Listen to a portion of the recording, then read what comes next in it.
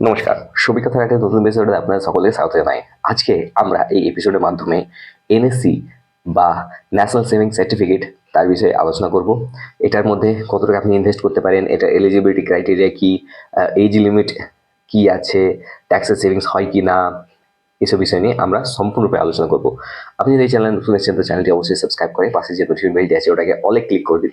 তাহলে আমি যখনই কোনো এরকম ইনফরমেটিভ ভিডিও আপলোড করবো তখন আপনার কাছে নোটিফিকেশন সবচেয়ে প্রথম চলে আসবে। তাহলে চলুন শুরু করা যাক। দেখুন, এনএসসি বা ন্যাশনাল সেভিং সার্টিফিকেট হলো জাতীয় সঞ্চয় শংসাপত্র।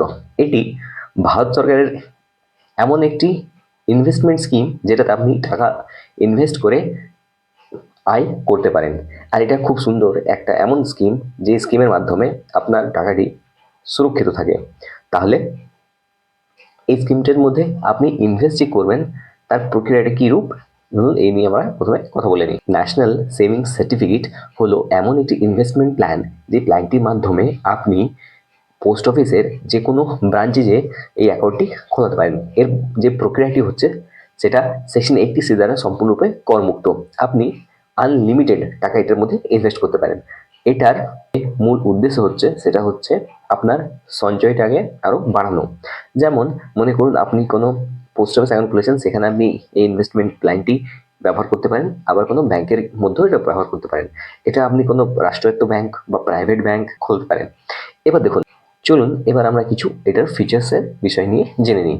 দেখুন, আপনি যদি এনএসসির মধ্যে টাকা ইনভেস্ট করেন তো তাহলে এখানে প্রথম আমরা সুদের হারটা নিয়ে বলে নিই।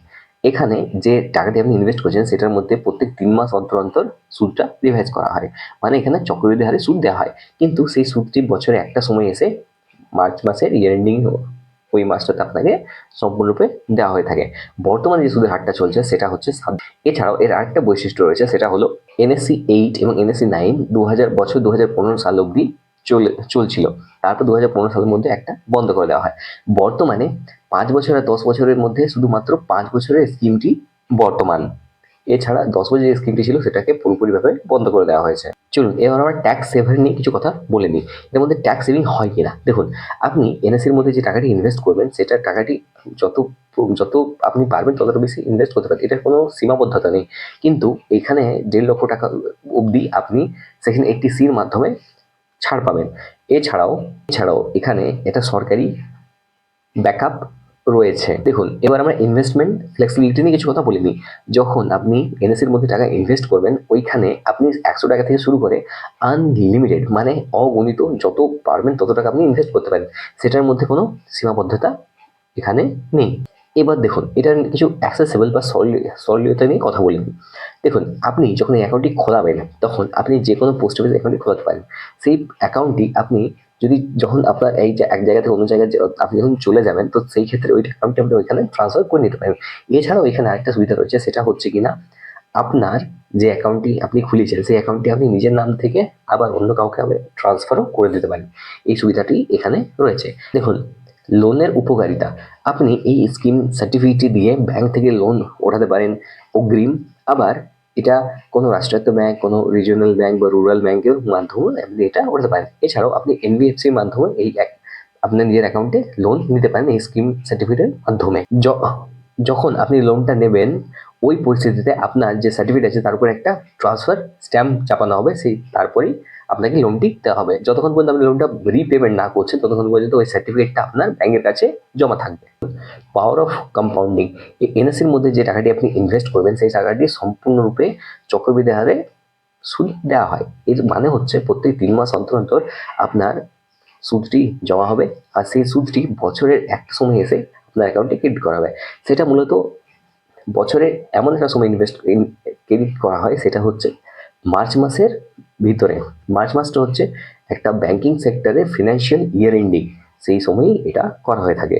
এছাড়াও দেখুন, নমিনেশন বলে একটা জায়গা আছে যেখানে আপনার যে আপনি যে টাকাটি রেখেছেন সেটা যদি আপনার অবর্তমানে টাকাটি কি হবে সেটাও আপনার মনে একটা প্রশ্ন থাকতে পারে।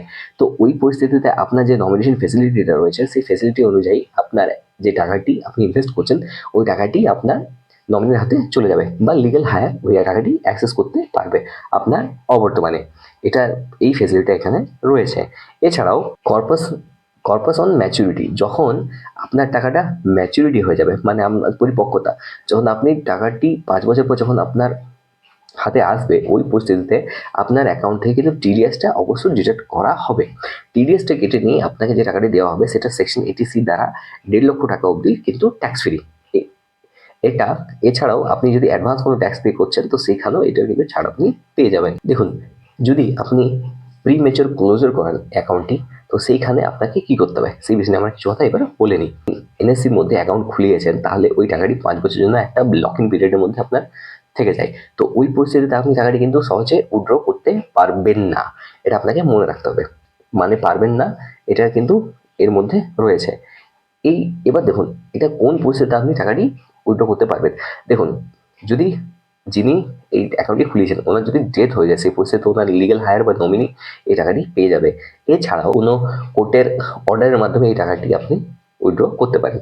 এছাড়াও আরেকটা এখানে জায়গা রয়েছে ফরফিচার। এর অর্থ হচ্ছে আপনার যদি কোথাও বড়সড় কোনো লোন থাকে, তো সেইখান থেকে আপনার যে কোর্টের অর্ডারের মাধ্যমে ওই টাকাটি ওইখান থেকে বাজেয়াপ্ত করা যেতে পারে। চলুন এবার আমরা আরেকটা জিনিস নিয়ে কথা বলে নিই, যেটা হচ্ছে কিনা কাদেরকে এনএসসির মধ্যে ইনভেস্ট করা উচিত।